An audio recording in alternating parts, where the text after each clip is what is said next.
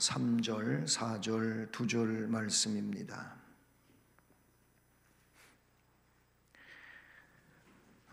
신약 334쪽 데살로니가 후서 1장 3절과 4절, 2절 말씀을 우리 함께 봉독하시며 봤습니다. 형제들아, 우리가 너희를 위하여 항상 하나님께 감사할지니 이것이 당연함은 너희의 믿음이 더욱 자라고 너희가 다 각기 서로 사랑함이 풍성함이니 그러므로 너희가 견디고 있는 모든 박해와 환난 중에서 너희 인내와 믿음으로 말미암아 하나님의 여러 교회에서 우리가 칭히 자랑하노라. 아멘. 네, 날씨가 참 많이 험악하네요. 눈도 끝이지 않고도 지금도 막 내리고 있고, 또 생각지 않은 눈이 낮에도 이렇게 오고 있어요. 이제 성탄절을 앞두고 눈이 와서 하얗게 세상이 덮이면 오히려 성탄절 분위기가 더 잘 나고, 그래서 그걸 화이트 크리스마스라고도 하고 좋아하잖아요. 근데 우리 어른들한테는 미끄러운 길이어가지고 조심스럽고 염려스럽고 눈이 오면 그러시죠. 눈이 와서 빨리 녹아버리면 괜찮겠는데 날씨가 너무 춥다가 보니까 녹지는 않고 얼어붙고 미끄러워져서 저도 여러분이 교회 오시는데 아무 탈 없이 오셔야 되고 또 은혜 받는데 어려움이 없어야 되는데 하면서 염려하며 기도했습니다. 잘 오셨습니다. 이 시간도 이곳에서 또 주님의 말씀을 들으면서 우리 심령이 말씀으로 은혜로워지는 이런 시간 되기를 주님 이름으로 축복합니다. 네, 이 데살로니가 전서에서도 그랬는데 후서에서도 이 데살로니가 교회 성도들의 그 짧은 기간에 아름다운 이런 믿음의 뿌리가 내리고 성장되는 이 일을 바울 사도는 너무 감사하고 그러면서도 또 칭찬을 했었지요. 데살로니가 그 전서 1장에도 보면 앞부분에 이런 말씀이 나와요. 3절에 너희의 믿음의 역사, 사랑의 수고, 소망의 인내, 이 세 가지 하나님께 그 일을 감사한다. 사실 그 생명력이 있는 믿음은 역사가 있어야 돼요. 역사가 없으면, 역사가 뭡니까? 그 믿음으로 인하여 나타나는 현상들이에요. 하나님이 기뻐하시는 그런 아름다운 일들이 그의 생활 속에서 이루어져 가는 게 이게 믿음의 역사입니다. 역사. 이게 생명력 있는 믿음이지요. 데살로니가 교회에 그게 있었다는 거예요. 믿음의 역사가 있었고 그 역사에 좀 더 구체성을 띈 게 뭐냐면 사랑의 수고예요. 주께서 나를 위해서 모든 것을 내어주셔서 내가 구원받았잖아요. 그러니까 그 주님을 위해서 주님을 사랑하고 주님을 사랑하니까 주님의 몸인 교회를 사랑하고 교회의 구성원된 공동체, 지체들을 사랑하는 거예요. 이게 사랑의 수고예요. 사랑에는 반드시 수고가 따라야지 입만 가지고는 사랑이 이거는 올바른 사랑이 아니죠. 내가 나를 헌신을 시켜야 되는 거예요. 나를 그 삶을 위해서 내어줘야 되는 게 이게 헌신의 시작이죠. 이 사랑의 수고가 따라야 돼요. 그 다음에 마지막 한 가지가 뭐냐면 우리가 인내하는 믿음이 있어야 돼요. 하나님 나라를 바라보는데 이걸 소망이라 그래요. 소망. 이 소망의 인내. 인내하지 못하면 끝까지 갈 수가 없어요.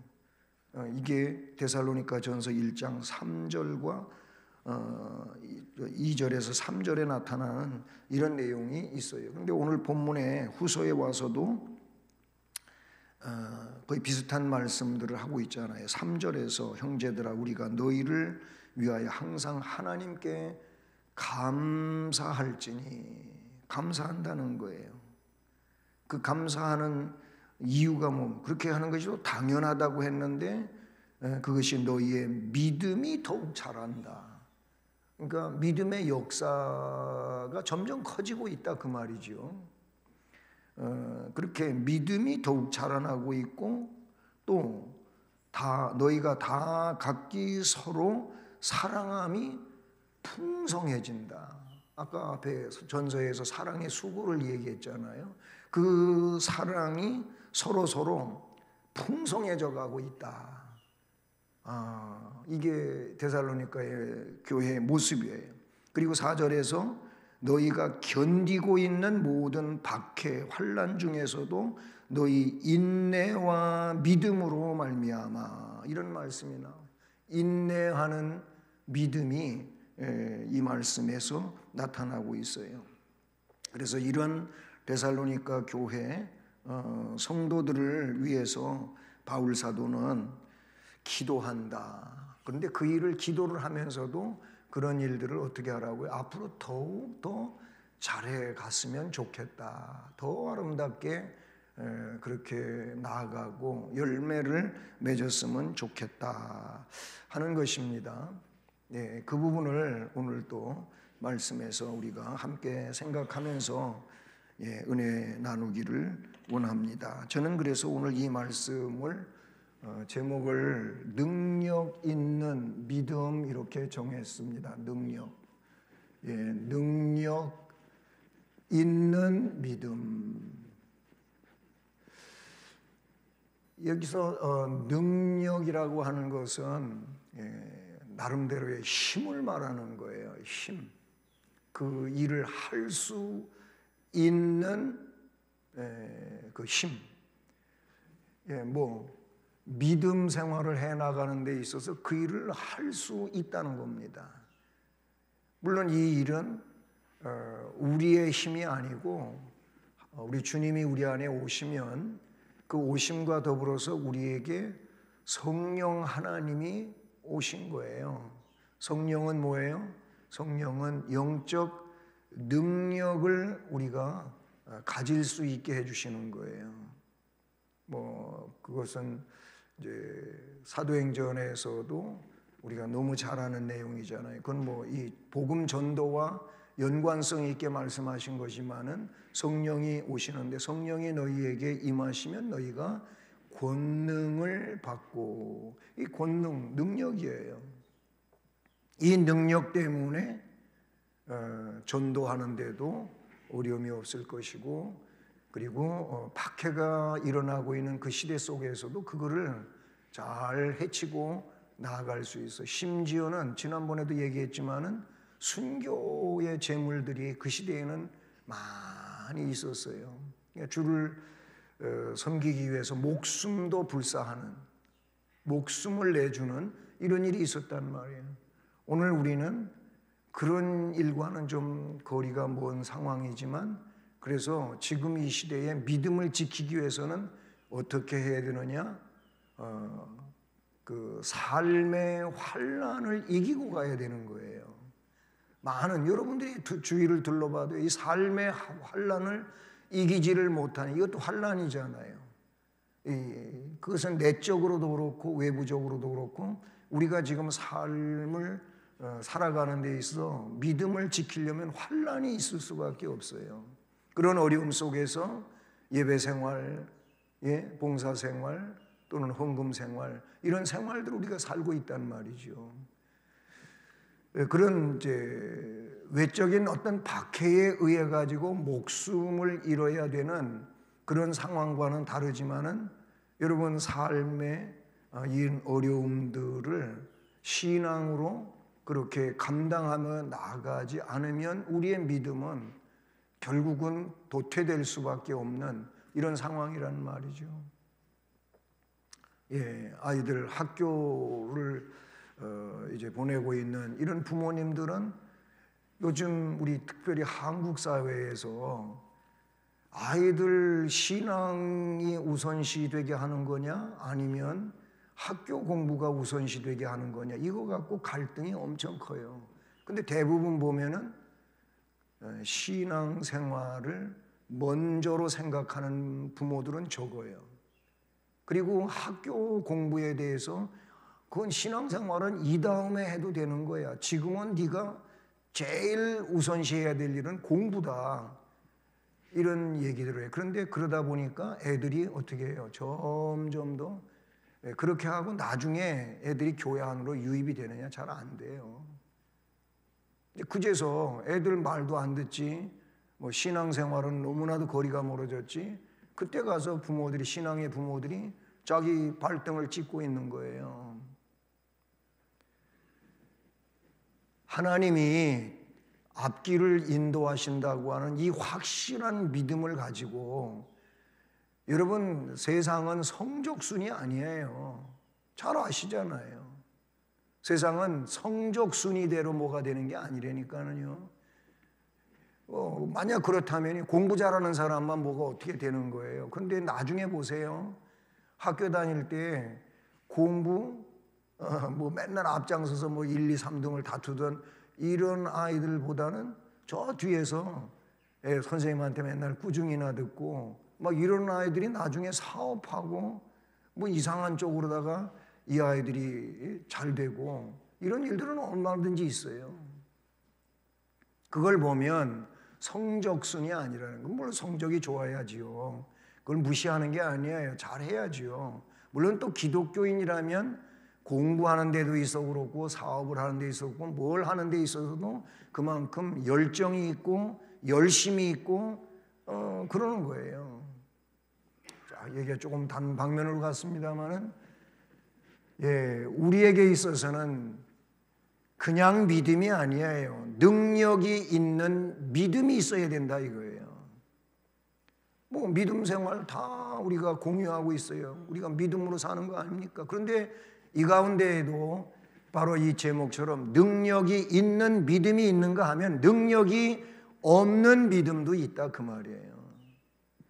근데 데살로니가 교회 성도들을 말씀에 소개되고 있는 거 보면 그 나름대로 능력 있는 믿음을 이야기하면서, 그래서 바울은 너희들로 인해서 내가 하나님 앞에 늘 감사하고 있다. 그러나 여기에서 만족하지 말고 더 인내하면서 정말 영광의 그 승리의 그날까지 계속 전진해 가라 하고 권면하는 이런 말씀들을 보고 있어요. 그래서 오늘 서론으로 앞에서도 말했지만은 먼저 생각하는 것은 자라나는 믿음이에요. 능력 있는 믿음을 이야기할 때 뭐예요? 정체돼 있거나 아니면 그보다 못해가지고 도태되는, 뒤로 미끄러지는, 더 떨어지는 그런 상황이 아니고 자라나는 거예요. 자라나는 믿음은 능력 있는 믿음이에요. 우리가 씨앗에는 생명이 있다 그러지요.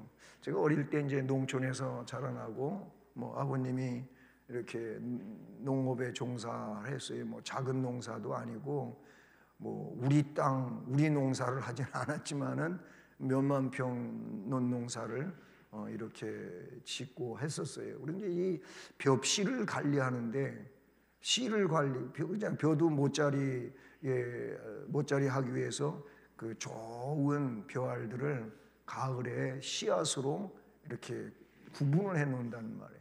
이거를 근데 겨우내 잘 관리를 해야 되잖아요. 그거 관리에 굉장히 신경을 쓰는 거예요. 농민들은, 벼농사를 하는 분들은. 요즘에야 뭐 씨앗 관리를 농협에서 해가지고 그걸 가져다가 하면 되는데 옛날에는 개인들이 다 알아서 하잖아요. 그 씨앗을 너무 뜨거운 데 둬갖고도 안 되고 너무 차가운 데다가 두어도 안 돼요. 이거를 옛날에, 지금이야 뭐 일정 온도에 유지시킬 수 있는 그런 기계들도 많이 나오고 했습니다. 옛날에는 안 그랬잖아요. 옛날 또 가옥 상태가 그렇잖아요. 뜨거운 데다가 하다 보면 얘가 봄에 싹을 잘 못 틔우는 거예요. 또 너무 추워하고 얼어도 안 된다고 해서 이거를 적정 온도에 잘 관리를 하는 게 필요해요. 그래가지고 봄에 모짜리를 해서 벽실을 뿌려놓으면 이게 싹이 발화가 잘 돼가지고, 물론 이제 씨앗 뿌리기 전에 집에서 먼저 물에다 담궈 놓잖아요. 그래서 하얀 눈들이 싹이 터서 나와요, 씨앗. 왜 그래요? 얘는 건강한 생명이 있어서 그런다는 거예요. 건강한 생명이 있는 씨앗도 그러하거든. 건강한 생명이 있는 믿음은 싹이 나게 돼 있단 말이에요. 싹이 나면 그 싹은 어떻게 돼요? 자라게 되어 있는 거예요. 그렇잖아요. 이게 자연 원리 아닙니까? 자라나는 거예요. 자라나가지고 그래서 모판에서 모내기를 위해서 한 줌 두 줌 해가지고 지푸라기로 묶어가지고 이게 모춤이라 그래. 모춤. 이거 모를 묶어놓은 거를 모춤이라 그래. 이거는 아시나 몰라. 그거를 이제 지게에다 뭐 지거나 이렇게 해가지고 모내기 할 때 썰에 지내는 논에다 갖다가 먼저 여기저기 이것도 또 잘 아는 사람이나 해요. 이게 뭐 대중도 없어가지고 너무 갖다가 다닥다닥 붙여놔도 안 되고 너무 떠듬떠듬 놔도 안 되고 그러잖아요. 그러니까 이거를 감을 잘 잡는 분들이, 그분들이 뭐 하냐면 이 일을 해주는 거예요.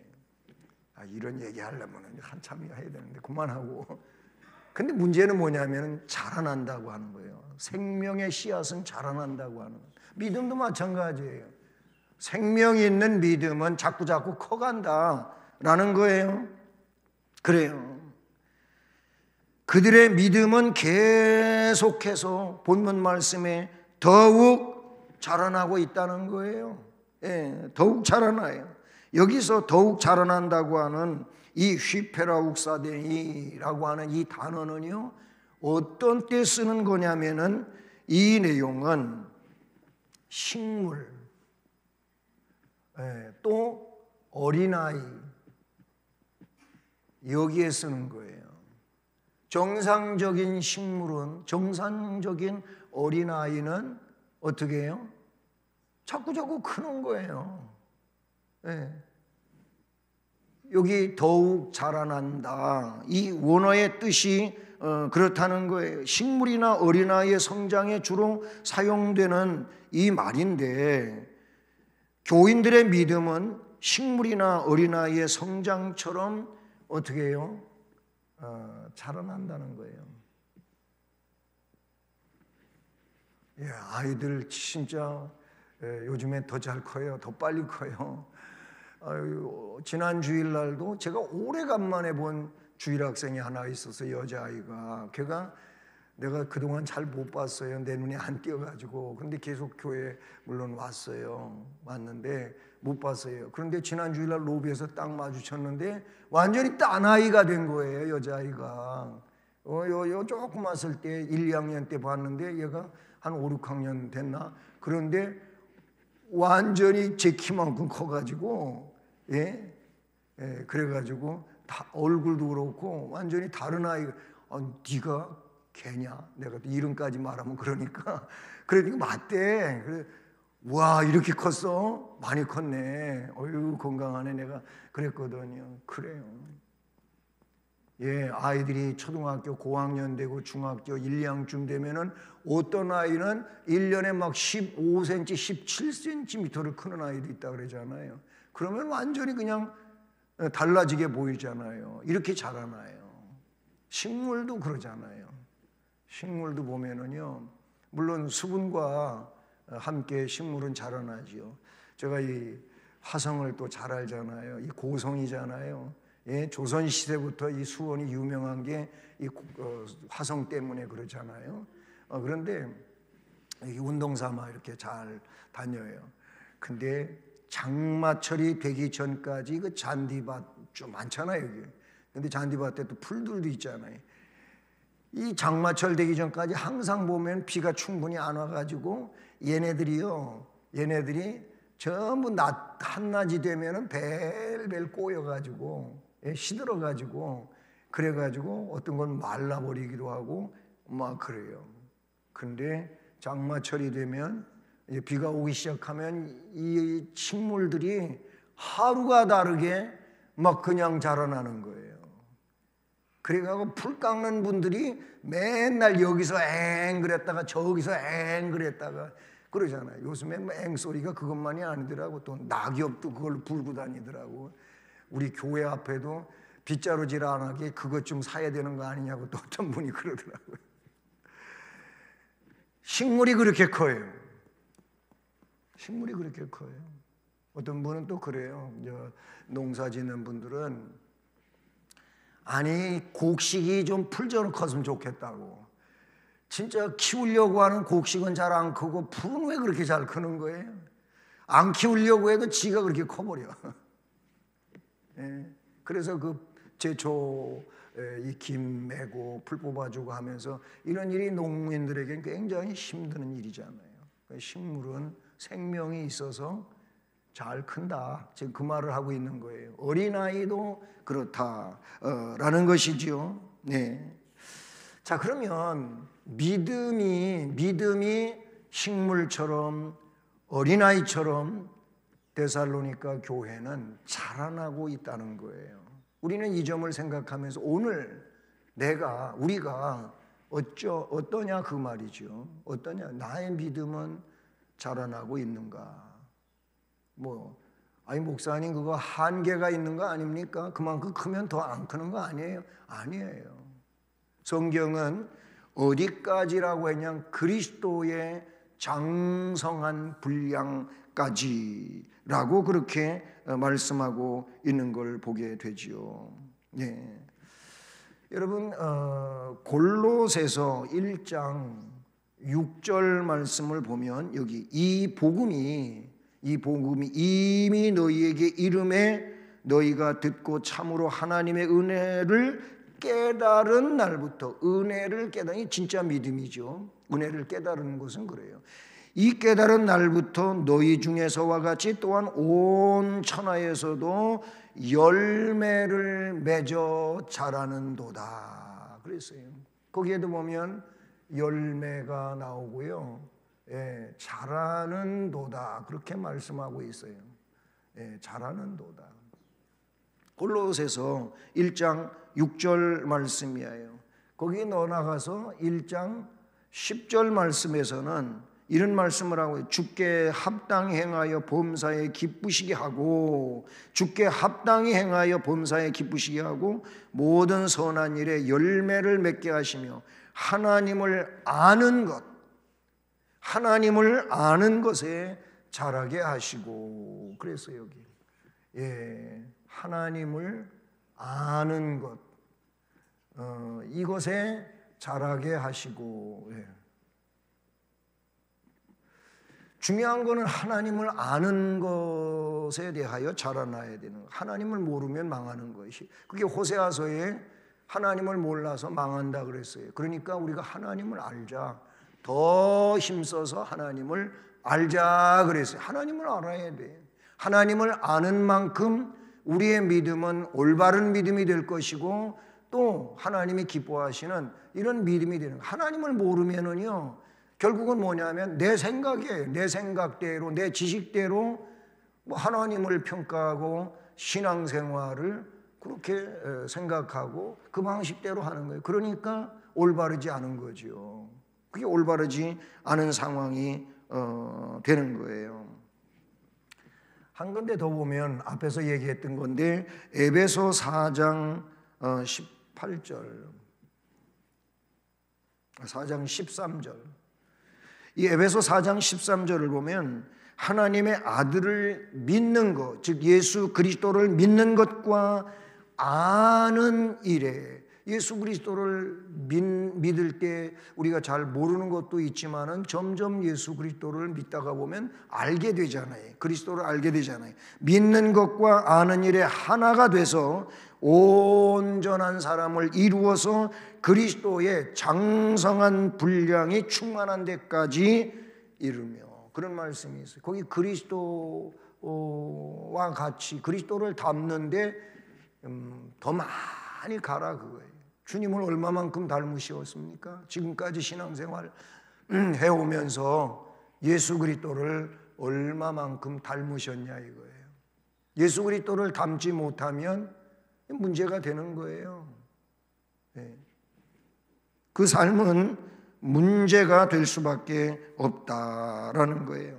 그래서 자라나는 믿음이라고 하는 것은 이렇게 표현할 수도 있을 것 같아요. 내가, 나지요. 우리 모두가 각자가 내가 할 수 없었던, 이 할 수 없었던 것을 할 수 있게 되는 거. 내가 할 수 없었던 것들이 있어요. 왜냐하면 믿음이 약했었으니까, 작았으니까. 근데 믿음이 자라나게 되면 그 할 수 없었던 것을 할 수 있게 되는 거예요. 이게 자라나는 믿음이에요. 조금 더 다르게 표현하면은 내가 하지 않았던 게 있어요. 믿음 생활을 하는 신앙인이 해야 되는 일인데, 근데 내가 믿음이 어려가지고 하지 않았던 게 있어요. 내 생각이 그랬었으니까 내가 하지 않았던 것을 하게 되는 것, 이 또한 자라난 믿음이다. 여기서 내가라고 하는 것은 내가 주축이었다 그 말이에요. 그런데 내가 할 수 없었던 것, 그때는 뭐예요? 내가 주축이었어요. 근데 할 수 없었던 나의 주축이었던 그때로 바뀌어가지고 이제는 내가 주축이 아니고 주님이, 말 그대로 주님이신 거예요. 그래서 할 수 있게 되는 거죠. 이게 주님 중심이잖아요. 내가 하지 않았던 것도 뭐냐면 내가 생각해 보니까 그걸 내가 어떻게 해? 나는 그런 거 뭐 할 수 없어. 뭐 꼭 그렇게 해야 되나? 내가 주축이었어요. 그런데 신앙이 성장되다 보니까 내가 교만했었구나, 내가 무지했었구나 알게 돼요.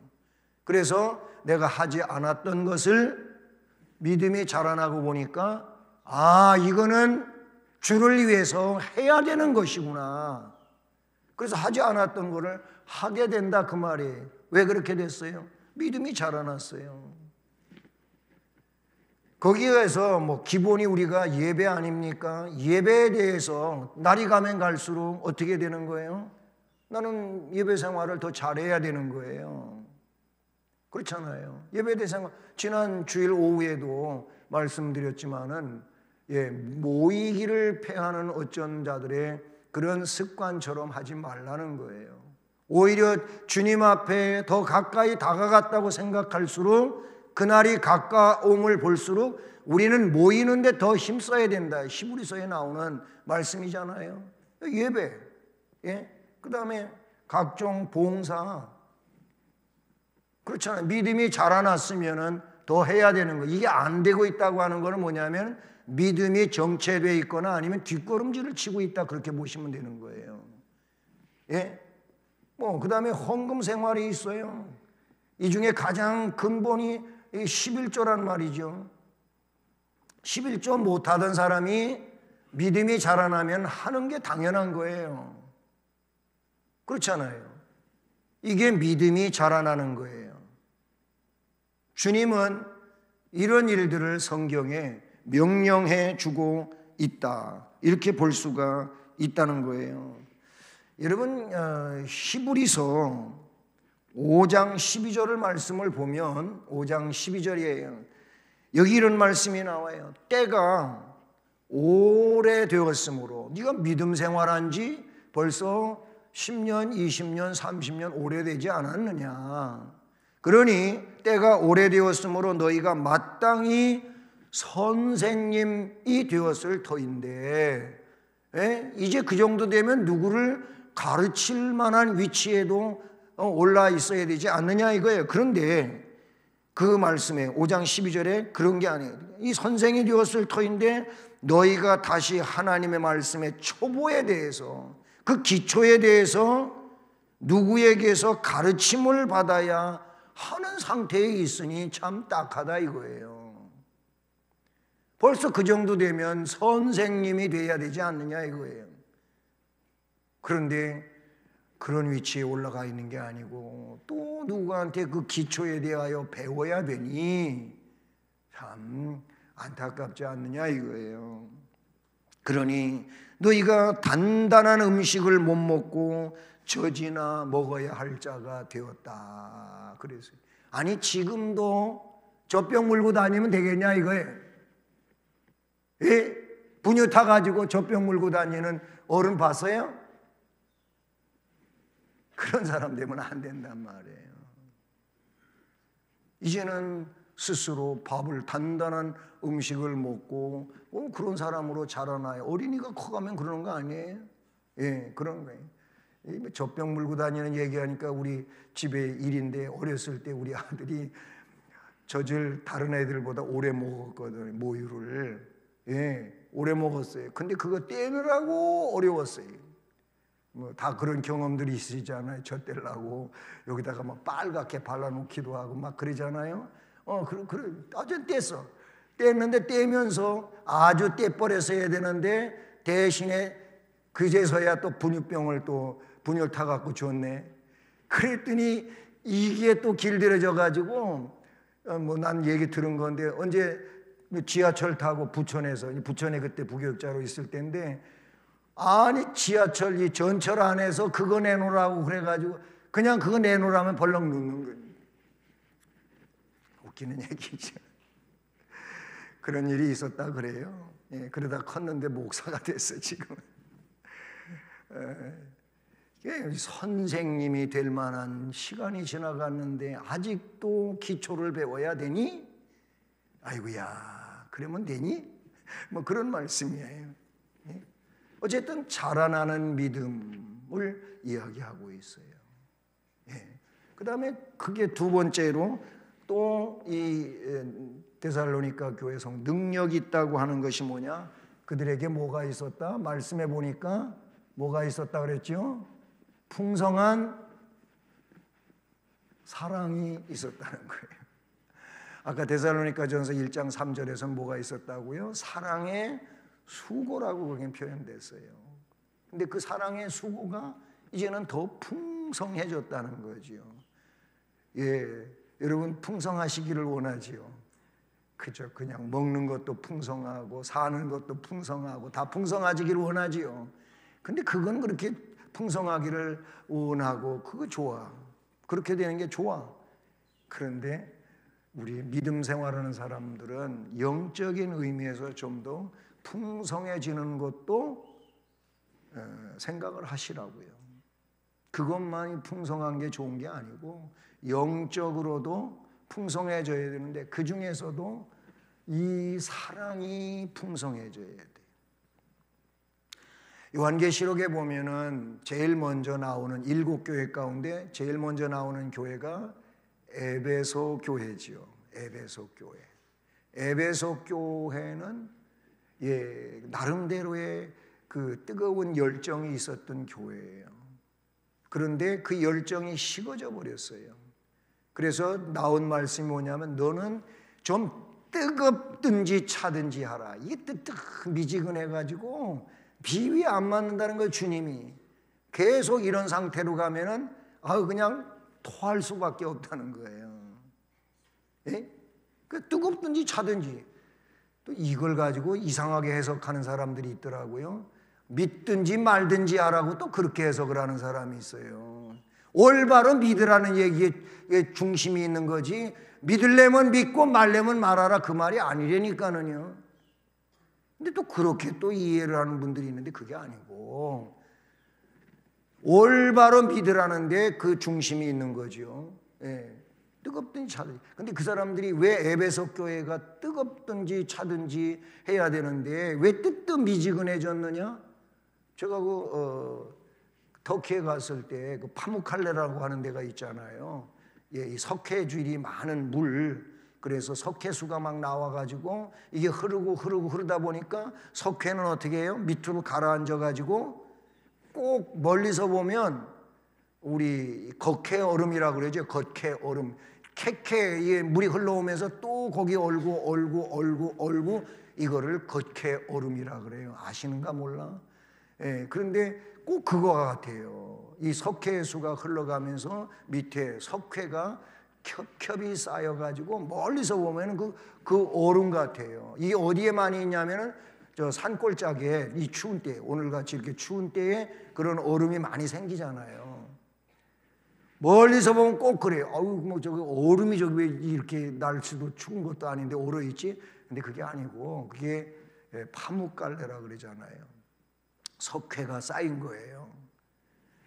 거기 가보니까 온천에서부터 그 뜨거운 물이 나오는 온천수 발원지에서부터 여기서부터 쫙 수로를 냈어. 수로를 내갖고 이걸 어디까지 끌고 가냐면 마을에까지 끌고 간 거예요. 옛날에 이게 뭐 수천 년 전의 일이에요. 그때부터 온천수를 끌어다가 마을에서 그걸 사용했다는 거예요. 따뜻한 물로. 예, 그 수로가 있어요. 그래서 그 파묵갈래에 갔을 때 다 이만큼씩 옷 걷고 양말 벗고 그리고 그 물 속에 발 담그고 따뜻한 물에다가 조격을 한 적이 있어요. 조격을. 그리고 온 적이 있거든요. 근데 그 얘기를 왜 꺼냈느냐 하면은 저 발원 근원에서부터 물이 흘러나와 가지고 쭉 흘러내려오다가 보면은 뜨거운 물이 무슨 물이 돼? 미직지근한 물이 된다니까. 거기에서 기어났다는 거예요. 그 말씀이. 그러면은 좀 뜨거워야 되는데 그 물이 식지 말고 뜨거워야 되는데 그런 물이 아니니까 이게 별로 소용 가치가 없어지는 이런 상황이에요. 왜 그렇게 됐느냐? 그 온천수는 기온에 노출되다가 보니까 그 뜨거운 온도가 식어져 갖고 그렇게 된 거예요. 근데 에베소 교회는 왜 그렇게 됐느냐? 교리 논쟁을 너무 많이 한 거예요. 교리 싸움을 너무 많이 한 거예요. 자꾸 율법이 어쩌고 율법주의가 어쩌고 율법의 내용이 어쩌고 막 이렇게 법적인 내용만 가지고 이야기하다 보니까 뭐가 없어졌냐면 이 사랑이 메말라 버린 거예요. 여러분, 교회가 말씀이 법이고 기준이고 그렇게 해서 나가야 되는 거 맞아요. 맞는데 근데 너무 자꾸 법적으로만 그렇게 하다가 보면 뭐가 없어지냐면 사랑이 없어져요. 꼭 사랑이 없어지게 돼 있어요. 그래서 이걸 되찾으라는 거예요. 에베소 교회에. 이걸 되찾으라는 건 이거 어디서 어떻게 해서 떨어졌는지 그거를 빨리 되찾으라는 겁니다. 에베소 교회에 주어진 그 미션이 바로 이거예요. 예? 데살로니가 교인들은요, 자라나는 믿음만 있었던 게 아니고 뭐가 있었느냐? 이 사랑이 풍성해졌어요. 사랑이 풍성해져야 돼. 여러분, 사랑이 풍성해지면 복이 되는 겁니다. 은혜로운 거예요. 은혜로운 거예요. 인색하면 안 됩니다. 주를 위한 사랑이 풍성해져야 되고 그리고 지체를 향한 사랑이 풍성해져야 되는 거예요. 그거를 하려면은 뭐예요? 움켜쥐면 안 되는 거예요. 움켜쥐면 안 되고 펼 수 있어야 되는 거예요. 뭐 이상하다 동전 한 입 그런 찬송 있잖아요. 움켜잡으면 없어지고, 네? 그거를 나누어 주면 더 많이 생겨. 믿으십니까? 이게 주님의 원리야. 이게 주님의 원리야. 이게 주님의 원리야. 전도서에도 이런 말씀이 나와요. 너의 식물을 물 위에다가 던져라. 그러면 시간이 많이 흐른 후에 도로 찾는데 많이 얻게 될 것이다. 그게 뭐예요? 이게 나눔을 이야기하는 거예요. 어떤 목사님은 그거를 가지고 설교를 하는데 어떤 왕자인지 왕인지 조난을 당했다는 거예요. 그래가지고 무인도에 가서 이게 이제 살게 됐어요. 조난돼서 떠밀려 가서 무인도에 갔다는 거예요. 무인도에 가서. 거기 갔더니 뭐 이게 뭐 왕인지 왕자인지 무슨 소용이 있어. 무인도에서. 그 뭐 완전히 거기에서 나무 열매나 풀뿌리나 캐 먹으면서 자기 구조를 기다리고 있는 이런 상황이 됐다는 거죠. 그런데 그 무인도에 이상하게도 먹을 게 자꾸 오는 거예요. 물에 떠가지고 와 어디선가 뭐 맨날 똑같은 것도 오는 게 아니고, 그래서 참 신기하다. 그리고서 이제 거기서 오래오래 지내다가 구조가 됐어요. 근데 그래서 자기가 살았잖아요, 무인도에서. 그래가지고 나중에 이 사람을 찾아서 상금을 내려야 되겠다 했다는 거예요.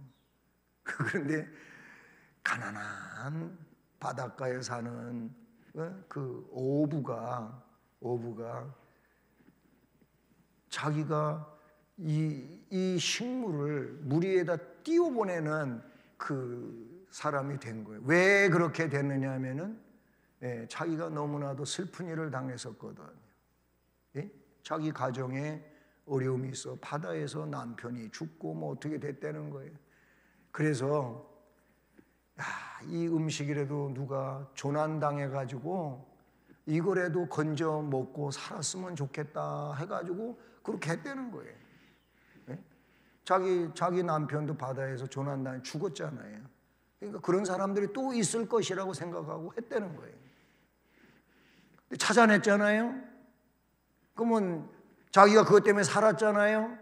그러니까 이제 상을 줘야 되잖아요. 알아보니까 그런 사람이요. 그래가지고 그분에게 많은 상금을 내렸다. 그 전도서의 말씀을 또 그런 것과 연관시켜가지고 어떤 목사님이 설교하는 걸 제가 들어본 적이 있어요. 그러니까 남을 위해서 사랑을 베푼 것은 반드시 몇 갑절로 되찾을 수 있는 거다. 그런 얘기를 하는 거예요. 사랑이, 이 풍성한 사랑이 있어야 돼. 믿는 사람은 그래야 된다라는 거예요. 데살로니가 전서에도요, 살전 4장 9절 말씀, 여기에 이런 말씀이 있었어요. 형제 사랑에 관하여는 너희에게 쓸 것이 없음은 너희가 친히 하나님의 가르침을 받아서 뭐라 그랬냐면은 서로 사랑함이라. 형제 사랑에 관하여 너에게 쓸 필요가 없다 이거예요. 왜냐하면 벌써 너희들이 서로 친히 사랑하고 있기 때문이라는 거예요. 우리는 뭐 해야 되느냐? 서로 사랑하는 겁니다. 서로 사랑하는 겁니다. 옆에 분한테, 뒤에 분한테, 앞에 분한테 서로 사랑합시다. 아이쿠, 저거 어째? 내가 딱 뒤를 봤더니 내가 싫어하는 사람이 저기 딱 앉았네. 그러지는 않으셨나요? 예, 서로 사랑해야 돼. 서로 사랑해야 된다는 거예요. 서로 뭐 좋아하는 사람들끼리만 그러는 게 아니고 좀 안 좋은 상황이라도 주님이 그렇게 하라고 했으니까 다 내려놓고 서로 사랑해야 돼. 서로 사랑해야 돼. 아니 그랬잖아요. 주님이 사랑하는 사람을 사랑하면은 저 이방인들도 똑같이 할 줄 알아. 그거는 뭐 그렇게 한다면 너희가 이방인보다 더 나은 게 뭐가 있냐 이거예요. 그런 건 나도 하고 너도 하고 다 한다는 거예요. 그러나 그리스도인은 그렇지 않은 관계도 다 내려놓고 주님 말씀 따라 서로 사랑하라는 거예요. 서로 사랑하라는 거예요. 데살로니가전서 4장 10절 말씀에는 이 사랑하는 소문이 온 마게도냐 지역에 소문이 났다는 거예요. 데살로니가 교회 성도들의 사랑하는 이 모습이 그 좁은 바운다리 안에서만이 아니고 온 마게도냐 전체 지역에 소문이 났대. 좋은 소문을 냅시다. 좋은 소문이 나야지 뭐 이제 안 좋은 소문 그런 소문 내지 말고 좋은 소문이 나야 돼. 좋은 소문. 야고보 2장 14절로 17절. 네. 야고보 2장 12절부터 17절. 14절부터로 하죠. 네. 14절부터 17절 여기 말씀에서는 왜 이렇게 되느냐 하면은 하나님께 대한 순수한 믿음은요, 다른 사람에 대한 사랑을 동반하는 거예요. 그 진짜 믿음은, 올바른 믿음은 이 사랑이 동반된다 라는 것이죠. 그렇습니다. 믿음과 사랑은 상식적이고 보편적인 차원을 넘어서 앞에 얘기했던 것처럼 무성한 식물처럼 점점 더 자라나는 거예요. 아멘. 그런 거예요. 우리 믿음도 그런 믿음이 되어야 한다. 마지막 세 번째 뭘 이야기했습니까? 인내하는 신앙을 말씀해 주고 있어요. 인내하는 신앙. 신앙. 우리 믿음은 자라나야 되고 신앙생활 자체는 인내가 요구되는 거예요. 인내가. 옛말에 한문 참물 인자 세 개면은 뭐가라고요? 살인도 면한답니다. 세 번만 잘 인내하면 살인도 면할 수가 있다, 그 말이에요. 그만큼 인내는 중요한 이야기지요. 예수님은 베드로가 아이고 형제가 나한테 잘못하면 몇 번 용서해 줄까요? 7번 용서하면 될까요? 진짜 그것도 훌륭한 거예요. 우리 7번 용서할 수 있어요? 난 그렇게 못해 그러지. 난 그렇게 못해. 안 되는 거예요. 근데 베드로 7번 할 거예요. 그랬더니 예수님이 아이고야 베드로야 너 그렇게 할 수 있어 참 잘한다. 이렇게 칭찬을 안 하시고 뭐라 그랬냐면은 70번을 7번이라도 해라. 이렇게 말씀을 하셔서 이건 깜짝 놀랄 일이죠. 그 말은 뭐냐면 숫자적으로 말하면 490번이라니까는요. 77이 49.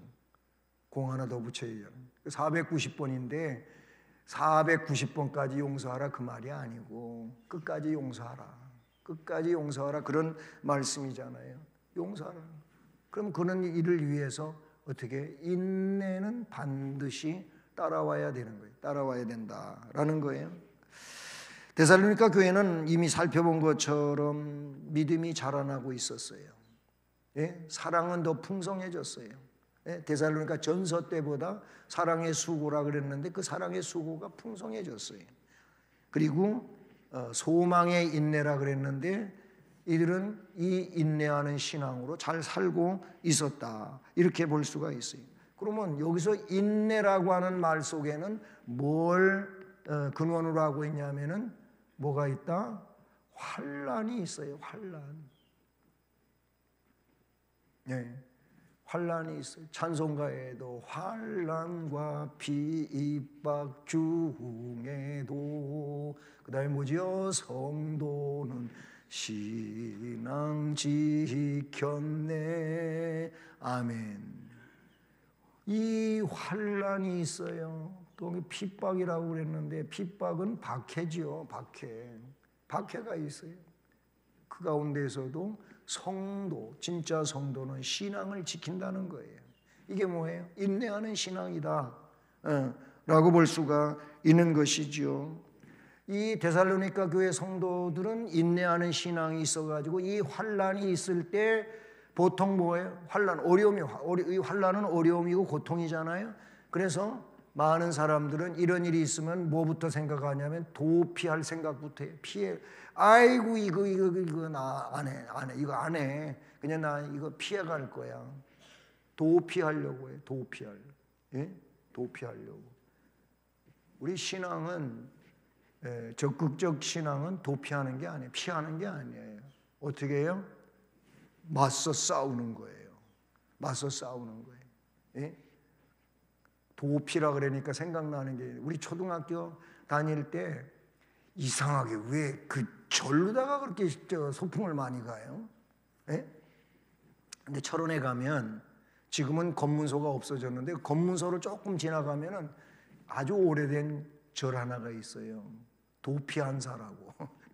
도피안사라고 하는 절이 있어요. 이게 동송에서 화지리를 지나가지고 검문소를 지나서 또 한참 걸어가요. 꽤 멀어요. 거기까지 걸어서 소풍을 가고 그런 적이 있어요. 또 관인면에 경기도 지금은 이제 포천군인데 그전에는 연천군 관인면이었었어요. 거기에도 또 절이 있는데 거기에도 소풍 가. 이 도피 한사가 도피가 있어 그랬는데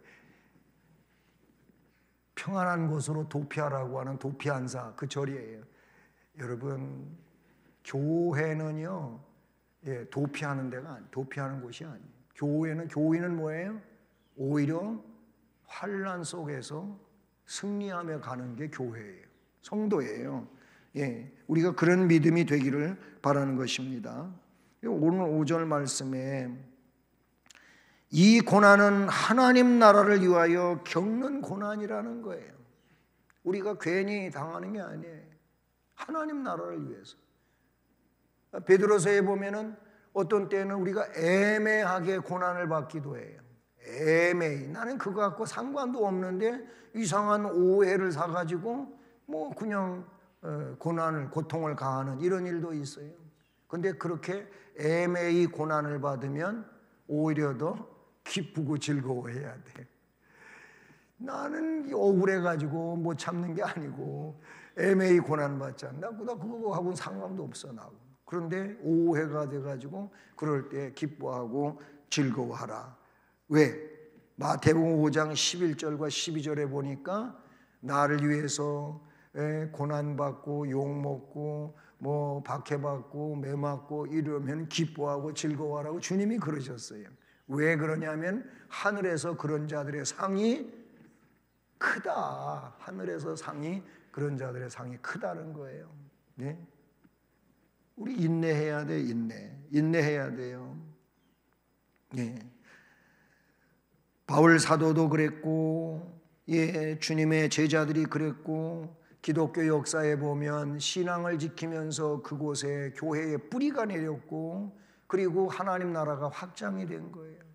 우리나라 한국 초기에도 그러지 않았어요. 믿음이 선교사들에 의하여 복음이 전해지고 믿음이 전수되어지고 그래가지고 얼마나 많은 어려움을 당했어요. 서울에 가면은 용산 그 한강 철교 건너가면 거기 새남터라고 하는 카톨릭 순교 기념지가 있어요. 새남터에. 그런데 우리 개신교, 기독교의 선교사들의 그 죽음을 기리는 순교를 기리는 곳이 있는데 그 밑에 한참 더 내려와서 양화진이라고 하는 곳에 있잖아요. 그 한국의 이 순례하는 길 중에 여기가 빠지지 않죠. 거기 가면은 한국에서 복음 전하다가 순교한 선교사님들과 초기 시대에 믿음을 지키려다가 목잘림을 당한 칼 이상한 거 들고 막 그냥 춤추는 망나니들 있잖아요. 사극에서나 범직한 그렇게가 한강 백사장에 갔다가 묶어가지고 무릎 꿇려놓고 그렇게 해서 죽였어요. 그래서 믿음 지키다가 그렇게 된 분들도 있단 말이죠. 뭐예요? 인내하는 신앙으로 그들은 승리를 한 겁니다. 우리가 이런 순교자들을 좀 기억하면서 우리가 지금 환난의 세상 속에 살고 있지만은 우리가 해야 할 일은 뭐냐? 뭐하라? 인내하는 신앙인이 되자 이거예요. 오늘 이 자리에 오신 분들은 그런 분이시라고 또 생각하고요. 모쪼록 믿음이 더욱 자라날 수 있기를 바랍니다. 자라나는 믿음이 되자. 자라나는 믿음이 되고 풍성한 사랑이 점점 더 풍성해지자 이거예요. 그리고 인내하는 신앙으로 살자. 우리는 인내할 수밖에 없어요. 얼마나 어렵습니까? 신앙 지키기가. 인내하는 신앙. 그래서 이런 믿음 생활이 능력 있는 믿음 생활이다. 아멘. 이런 은혜가 우리 모두에게 함께하기를 주님 이름으로 축복합니다. 은혜로우신 하나님 아버지 감사합니다. 오늘도 수요예배로 이 눈이 오고 또 눈 내리는 미끄러운 길 속에서 예배에 동참하게 하시고 또 주님께 영광 돌리고 말씀으로 교육받으며 은혜 받게 하심을 감사합니다. 하나님, 데살로니가 교회가 칭찬받았던 이런 모습과 같이 우리들이 이런 믿음으로 살아갈 수 있도록 도와주시옵소서. 그래서 주께 영광 돌리게 하여 주시옵고 주님 앞에 설 때에 바울 사도처럼 주께로부터 상급이 부여되는 은혜가 있게 하옵소서. 감사하옵고 예수 그리스도의 이름으로 기도드립니다. 아멘. 자, 말씀 생각하시면